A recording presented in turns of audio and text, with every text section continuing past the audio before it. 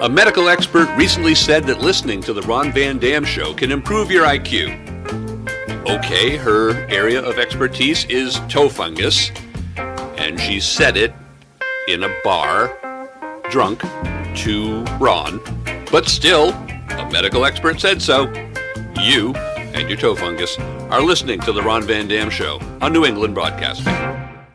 Ron Van Dam is an experienced talk show host. Do not attempt to try this at home. Good morning, good afternoon, good evening, good night. It's the Ron Van Dam Show. Okay. Hold on tight, things can get a bit weird, if you like that sort of thing.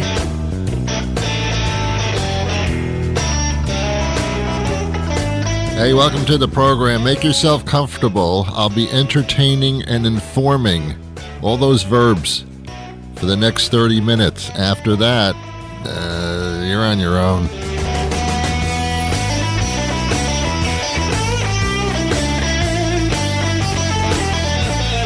Okay, sure, why not? Yeah.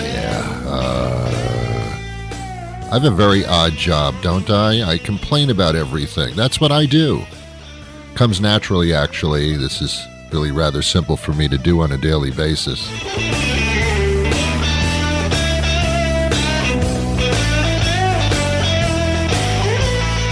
Okay. I had an epiphany yesterday. I had it. I can't spell it, but I had it. Actually, I can spell it. But anyway, I had an epiphany. Yesterday was one of the worst days I've ever had, not because of anything horrible that happened to me, but everything that I touched went bad. Everybody that I had contact with was a bad contact. I actually got into a verbal argument with my pharmacist at CVS. It got ugly. I complained about things. Twice yesterday, I went to the front of a store and said, I want to speak to the manager. And it was that kind of day. I parked my car in a space in front of a store. And when I came out, another car had backed in and only left about a half an inch between our two cars on the side. So when I tried to back out of the space, I had to inch out so that I wouldn't scratch the side of my car. It was just that kind of day. So what I did was I went out last night in order to have a cocktail. And I'm sorry, I just really needed one. Ron, you could have had one at home. No, I needed to get out into just out. So I went to a place, and I know the bartender there, and he said, Ron, how are you? And I said, this is one of the unluckiest, horrible days I've had in a long time. And he said, well, what happened? And I went through the 5 circumstances of the day that were just horrible. And I could tell as I was explaining my woes, I kind of looked into his eyes, because that's where you're supposed to look. And it was, the response was, oh God, just shut up. And that's when I said to myself, Ron, oh my God, just shut up. These problems are not other people's problems. It's not like your leg fell off or something. You know, these are inconvenient, bad little day things that mounted up, like needle in the haystack. No, that's a different thing. Like the straw that broke the camel's back. I am sorry for the camel. You know what I mean. But I could tell if I complain about things constantly, then people are just going to say, oh my God, shut up. However, it's what I do professionally. So I guess I'm kind of stuck in a conundrum. So much for my epiphanies, or epiphany, whatever, piff. Anyway, thanks for being here. You're really looking nice today, by the way. You're really not. I'm just saying that. Okay, here's one of the things that happened to me yesterday. And again, on a very mild, not a big deal kind of thing, but it was just, again, things just mounted all together to the point that it was just too much to take. Anyway, so I get the mail every day. I have a place where I live, oddly enough, and there's a mailbox involved. So I went to the mail. I check the mail every day because I'm older than you are, not by much. Actually, I could be younger than you are by a lot. I mean, I don't know where I sit with you, to be honest with you. But I'm still a paper and pencil kind of guy. I pay my bills not with credit cards, basically. I write checks because I think I have more of a record that way, that kind of thing. More of a handle on what I'm spending, that kind of thing. So when I go to the mailbox every day, there could be bills in there. There could be anything in there. But what there usually is are solicitations. And I understand what kind of society I live in. I'm not stupid for that reason. I understand the society that I live in here. Yeah. I am constantly marketed to buy something, do something, spend something. The entire purpose of life is for other people to convince you to spend your money on them. It's a thing. It's just a thing. It is what it is. Let's not play games. Now, I don't want to complain because I'm not the complaining kind. All right, I am. Okay, you got me. Here's the thing. I got it in front of me here. Listen, this is in front of me. It's from the VFW. Oh, the VFW. The VFW, the Veterans of Foreign Wars. I hope most of the wars are foreign. That would be good. I mean, I don't want them here, really. But, yeah, I mean, I have veterans on the show. I mean, my dog has a vet. So, okay. Oh, that's a veterinarian. Okay, I get confused, all right? I get confused. This is what happens when you talk too much. So in the envelope, I can see through it in the front, and they give you address labels. Charities and people that want money from you for donations, their give back to you are address labels. If you've ever gone to a store to have address labels made up for your envelopes, kids, you don't know what I'm talking about. You don't use the mail. Don't ever spend money on that. Just make believe that you're donating, and they'll give you these free address labels, return address labels, by the way. But through the look through the window in the envelope, there are 4 nickels. 4 nickels. I don't think I've spent a nickel on anything for a decade at least now. I don't know why they're sending me 4 nickels. That is, and I got out a calculator, that's like, that's 20 cents. What they're doing is they're trying to get you to donate to their charity by giving you money to donate to their charity. It's a little confusing. The greatest offender of this is the March of Dimes, an organization that's very important to help people out who have this situation. They need help. They need donations. However, the March of Dimes, their major way of getting people to donate to them through the mail is to send them money in the mail. The March of Dimes sends me dimes. They do this, I'd say every 2 months, every 3 months, they will send me dimes. It can be as many as 5, 6, 7, 8 dimes. That's almost $1. Ooh, right? Ooh, right? Oh. My natural, by the way, let me just start out before I continue here complaining about this, is donations are very, very important to keep these organizations alive because they need research, they need the money to help those that are afflicted with the situation. Very, very important. Very important that the public helps these organizations. Very important. However, the way they do it is they feel that they have to light a fire under your ass to make you donate at all. These are very tough times, ladies and gentlemen. Most people, most normal people in this country, do not have money to burn. They can hardly pay their own bills.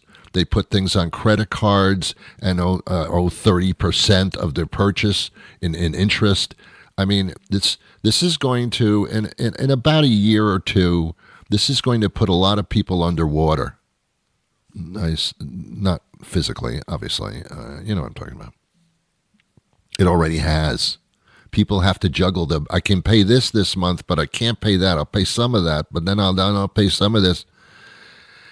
So donating to charities is a very difficult thing for most Americans to do. That's why rich people should really move their ass and start supporting these charities, because you got money to quote unquote burn. The rest of us, we don't. But here's what gets me into the pissed category of this conversation. And again, I'm telling you from the top, charities are very important. Donations are very important. I understand how this goes. I get it. But there's one phase of it that pisses me off. Let me first go back before I get into that. I'm all over the charts here. Let me first tell you that I have a business. I had a large office. I did a video production company for decades, and our studios were in a building, and the office underneath us, the floor below us, was a marketing agency, a telemarketing agency. And it was a bunch of sleazy guys, and they were sleazy. I don't think they were sleazy because they were telemarketers. They were just sleazy anyway. They were downstairs, and they would call up for these charities and police departments too. You know, they would say, "This is Sergeant Booker. I'm with the police." You're not with the police department. You're with a telemarketing company, and you have a deep voice, so they hired you to make believe you're a police officer, and you're trying to get money for the police department, which they need. Okay, fine, all right, but this is what they did. This was their job, was to extort money from people for charities and for organizations. And I use the word extort in a lovely, lovely, sentimental way. I know extort is a horrible word, but that's what they're doing. And every once in a while, by mistake, they used to call my office upstairs and say, "Oh, Ron, we didn't know we called you." And I said, "Yeah, okay, goodbye."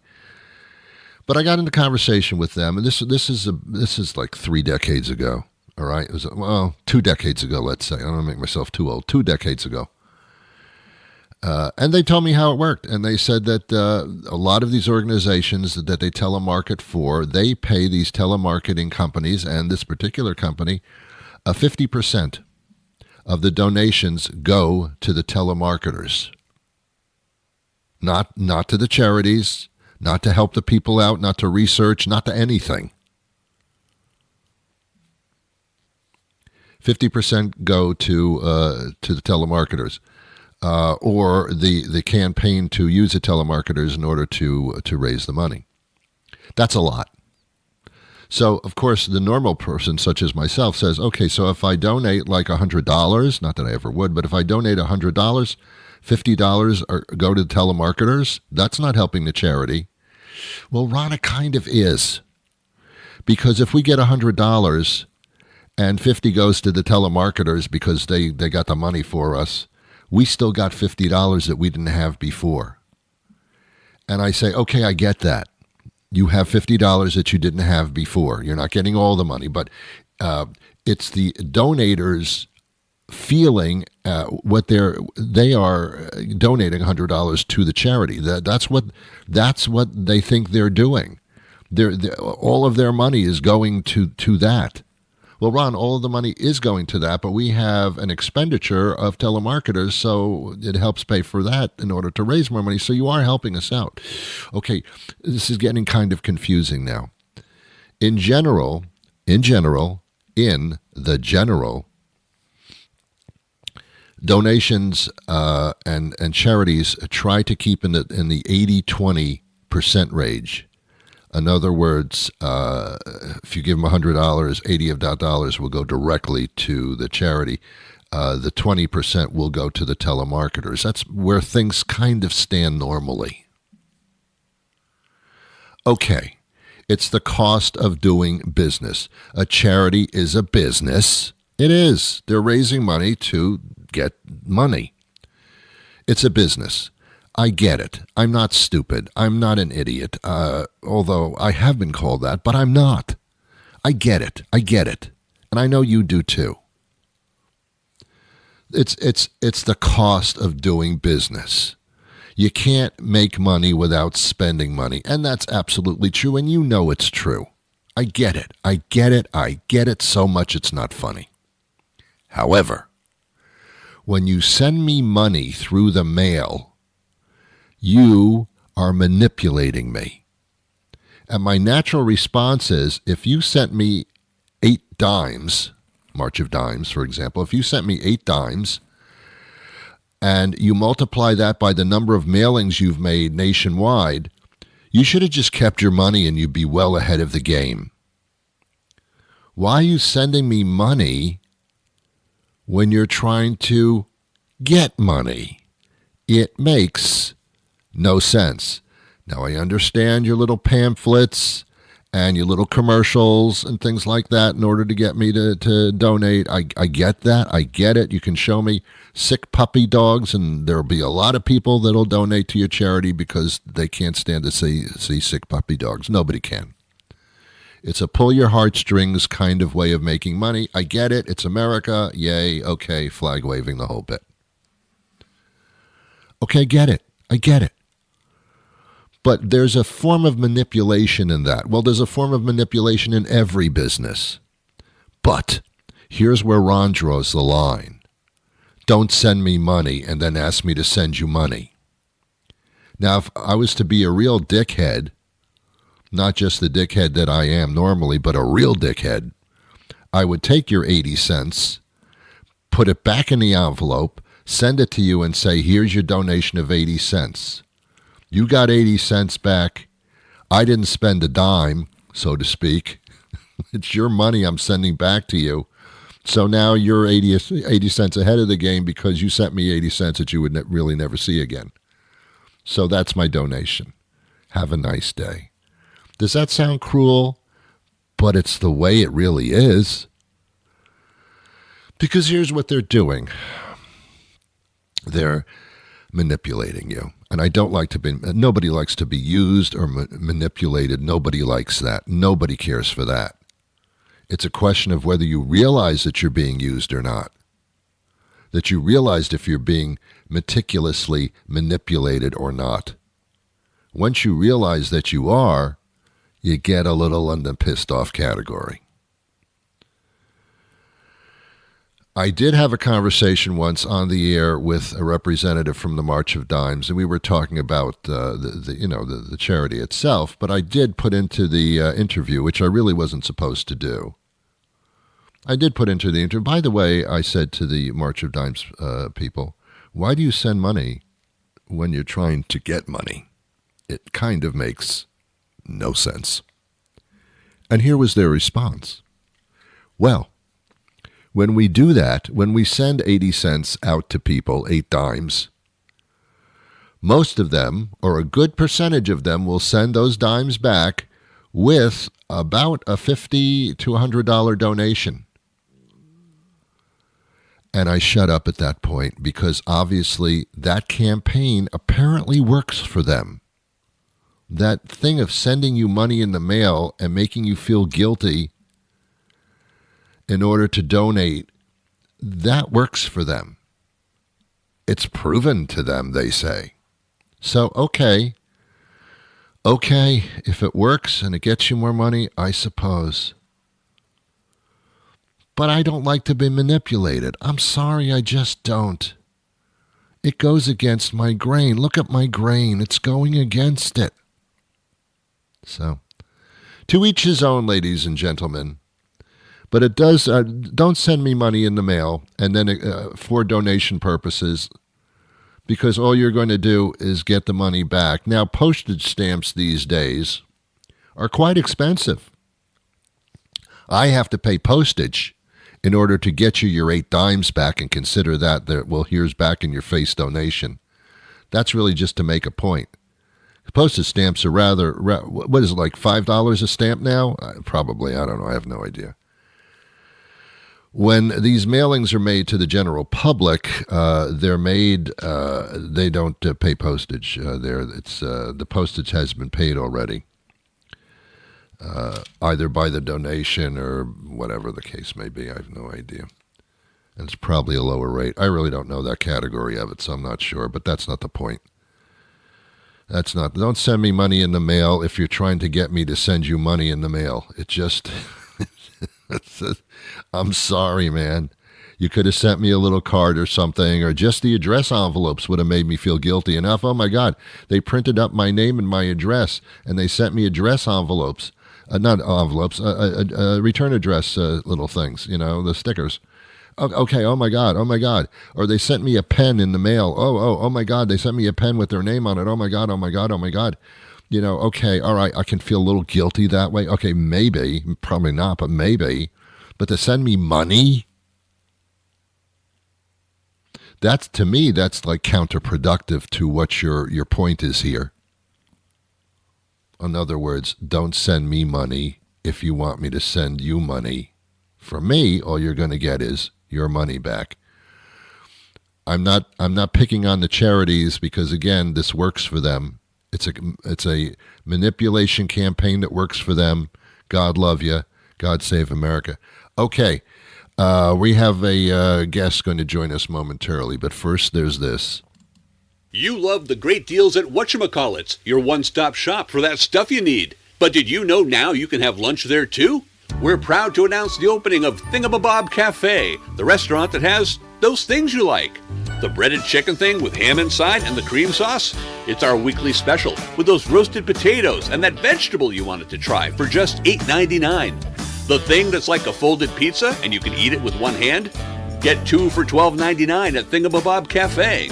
That pasta you had at that nice place the Johnsons took you to last time you visited? The one with tomato and sausage and maybe it was spinach or something green anyway.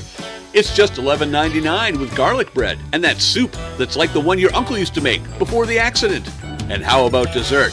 This week only, that little chocolate cake that's all gooey and warm on the inside. What do they call that? Well, we call it delicious, and it's just $3.99 this week at Thingamabab Cafe, the new restaurant that has those things you like. We'll see you, whenever.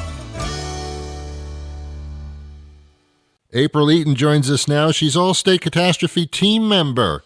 Oh, my God. She deals with catastrophes, and you might be saying, okay, but that can happen anywhere, right, April? It absolutely can happen anywhere. And as you can imagine, we're seeing more frequent storms, more severe storms these days, very unpredictable. And what used to be traditional storm seasons, like a spring storm season that should be happening right now, wildfire season, tornadoes, hurricanes that you see in that area, they really seem to blend together and cross multiple regions. In fact, last year, Allstate responded to customers, helping them rebuild with the 115 different catastrophes that happened compared to responding to about 85 severe weather events on average a decade ago. So really showing that we're seeing more storms, they're more frequent, they seem to be more severe, and people are impacted by that, especially as we go into the summer storm season and hurricane season, which is coming up in June. Yeah, it's going to be a doozy. It's an El Nino thing, and most of the country is going to be affected by more severe weather than they had before or previous years, as we break records every year, it seems like. But between the heat and the storms, we got to kind of prepare. But you got to have the right coverage in order to do that, I suppose. Yeah, and that's a conversation that you have with your insurance agent. And if you don't have an agent, with your insurance company, right? And look at the kind of weather that impacts your community. Do you face tornadoes? Do you face severe hailstorms? Do you have a lot of flooding, for instance? And if you do, base your coverages on that kind of weather that you experience. Many people don't know that your traditional homeowner's insurance policy doesn't cover flood. That's a separate policy from the National Flood Insurance Program. And so if you find yourself facing that kind of weather, you may want to have a conversation about, do you need to have flood insurance in place as well? Yeah, it only takes a few seconds for these things to happen, even though they're weather forecasts. But then what do you do? I mean, how severe is it going to be? And then it's very nerve-wracking at the same time. How can and that's why it's. I'm sorry. Go ahead. Go on. No, I was just saying, Ron, it is nerve-wracking, and that's the importance of preparedness, right? Mm-hmm. Thinking about what can potentially happen, and then preparing for it. So some very simple things that your listeners might consider doing is creating an emergency kit. Build that little kit with a first aid kit, including water, non-perishable foods, maybe a change of clothes, important papers, and medications if you need them, something that you can grab and go if you need to kind of get to safety. You need to take photos of your belongings, that inventory list, and then we talked about it, right? But check that insurance policy, dust it off, read through it, see what coverage you have, and if you've got enough coverage to protect you for the pending weather. Yeah, and those are things you can't possibly do in completion within the amount of time when something is on its way. So it's just a security feeling. In this day and age, we're bombarded by scams and those kinds of things and fraud, and I know there's a lot out there even in this category. Yeah. In fact, we did a survey with Morning Consult, and we found that 30% of people impacted by a natural disaster say they are targeted by scams after a severe storm. Now, imagine you've just been devastated by an event. You're trying to pick up the pieces. You're trying to figure out what's what, and now you're bothered by somebody that takes advantage of that opportunity. And so what we've been telling people to do is be skeptical of unsolicited calls and texts and emails. Even if someone is showing up at your door, if they're asking for personal or financial information, be aware that that could be a scam, that you could be a target. You need to monitor your bank accounts and your credit card accounts for any kind of unusual activity, those kinds of things to protect yourself, because those scams and identity theft incidences are spiking after catastrophes. It's funny. I've lived a while on this planet, and when I was a young adult, I didn't have to worry about any of these scams or frauds. They were out there, but they were kind of easy to catch. Now, with all the technology and everything available to us, I got to be on the defensive 24/7. It's kind of like weird. Yeah, and then of course, my mom, unfortunately, almost fell victim to that. Yeah. She got a call one day, and she thought my daughter was in trouble, and so now look out for those seniors in your life as well, right? So they are especially vulnerable to these kinds of things. Allstate is doing something that we think is unique. We are the first major insurance provider to offer free identity theft protection for our customers in 14 states, and we'll add Massachusetts a little bit later on in the year. But what we are wanting to do, those folks who have a homeowner's policy with us or a renter's policy or an auto policy with us that's eligible for that free identity theft protection coverage, it provides alerts so that if the suspicious activity is happening on your accounts, we can sort of notify you. And of course, if identity theft happens, we'll fix it for you. We've got U.S.-based restoration specialists who will work with the creditors to investigate and get those things fixed if they happen to you. So we're really trying to do what we can to protect people, to protect our customers from what we're seeing, these increasing incidences of theft. Identity theft and scams that are happening. How do we get more information about all of this? Well, what we say you can do is just go to allstate.com and just put in the little search bar disasters, or if you're looking for a particular weather-related incident like flooding or wildfires or hurricanes, just drop that in there. It'll pull up all sorts of good resource information for you, our disaster guide with tips on what you can do based on the kind of weather that you face in your community. So allstate.com is a great resource for people, whether you're our customer or not. Beautiful. April, thanks so much for your time today. Okay, out of time. I'll be back again the next time a weekday rolls around, which could be rather soon. But until that time arrives, I wish you peace.